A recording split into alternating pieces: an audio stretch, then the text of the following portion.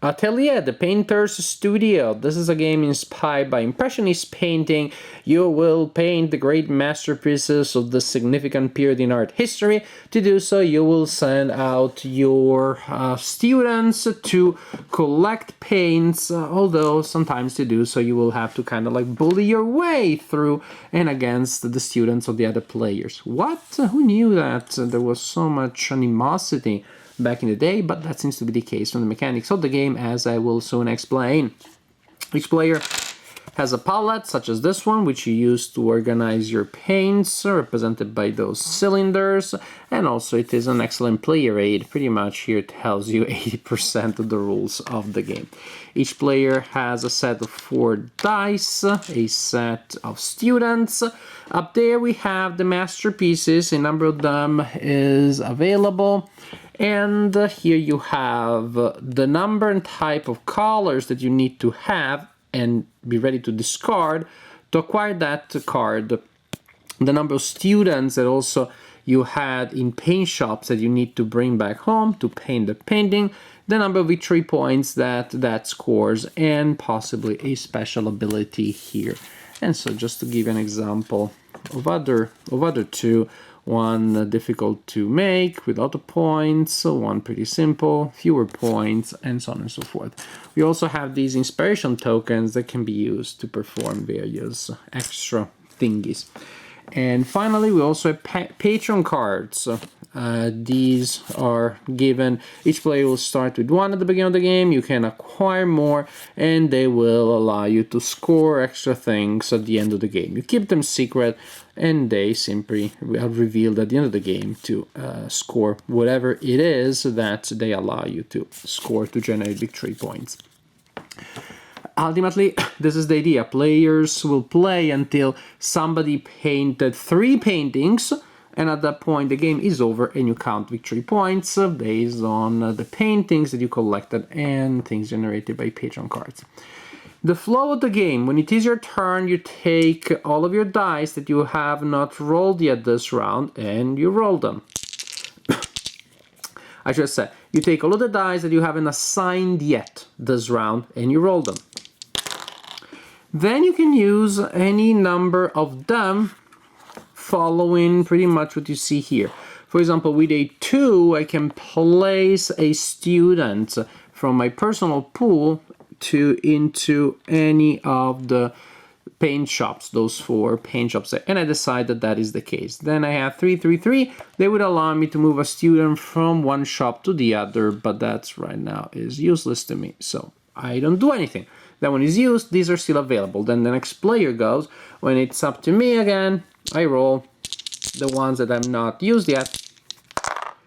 And I roll 3, 4, and 6. And simply again, I can use 1 or more to do what they say. For example, 4 allows me to collect a paint, but only in an area where my students are there alone or where they have majority.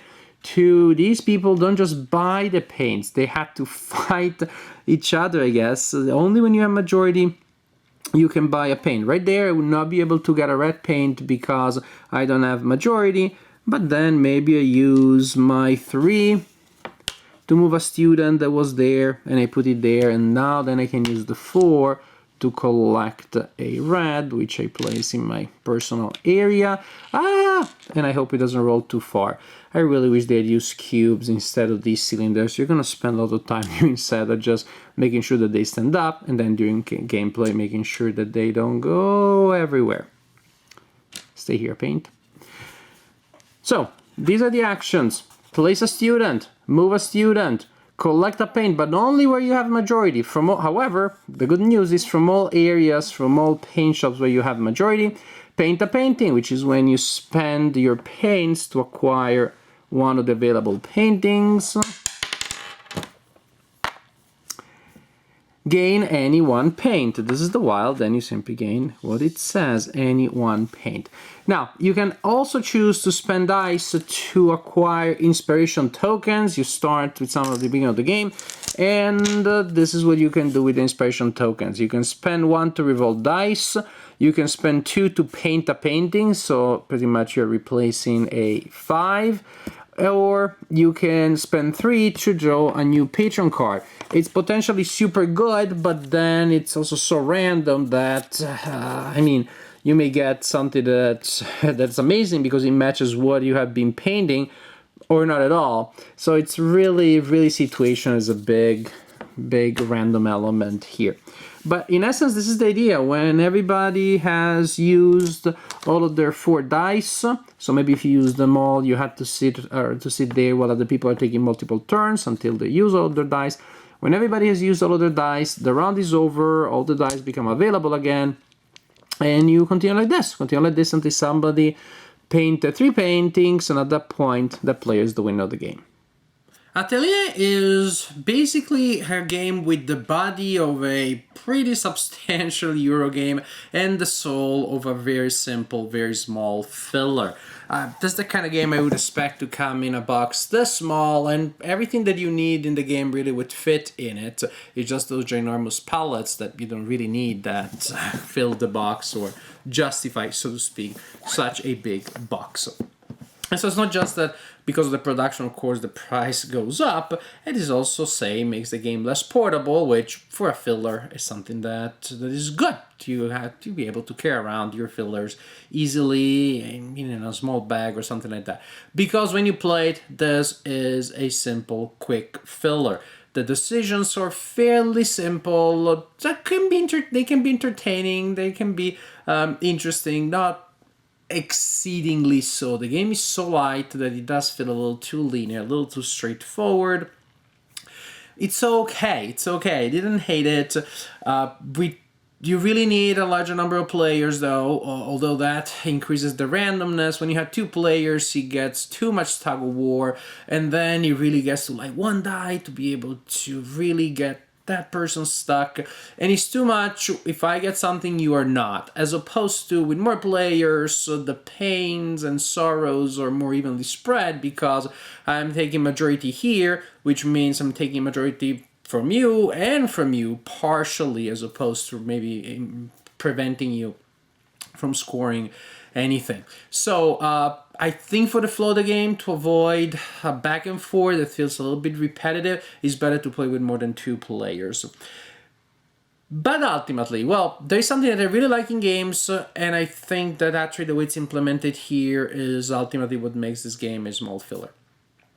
What I like in games is when the game gives you a chance for a long-term strategy that may pay off a lot if you pull it off and if players don't shut down the game in other ways. So you have a possibility of a long-term strategy, but also ways of ending the game earlier, but not too early.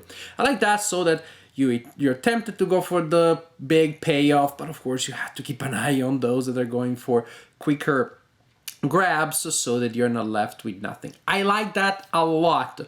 I thought that this was going to be in this game, but the problem here is that there's too much distance, too much architectural distance between the paintings that you can collect easily, may just be worth 2 points, but you can really make those easily, and those that require a lot of work.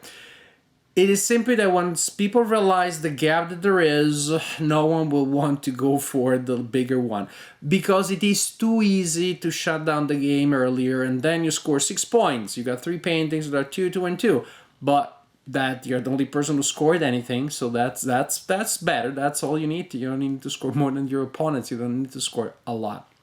So the problem is that players tend to go for the easy and small value paintings just because, well, the gap is too vast and the large ones are not all that valuable. I mean, they would be if you could get them, but you're not going to.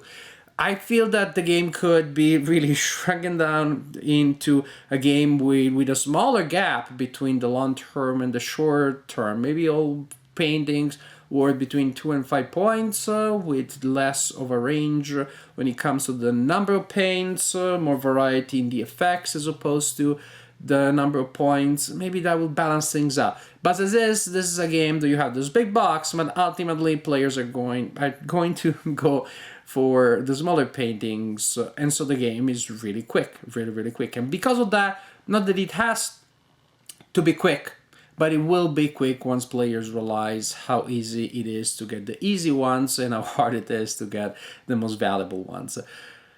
Making sure that the little paint cylinders don't roll everywhere, and it's an added little pain that is not a big deal, but it shouldn't be there. Maybe it's more thematic. They look like little paint thingies, but buckets of paint, but they reduce the functionality of the game.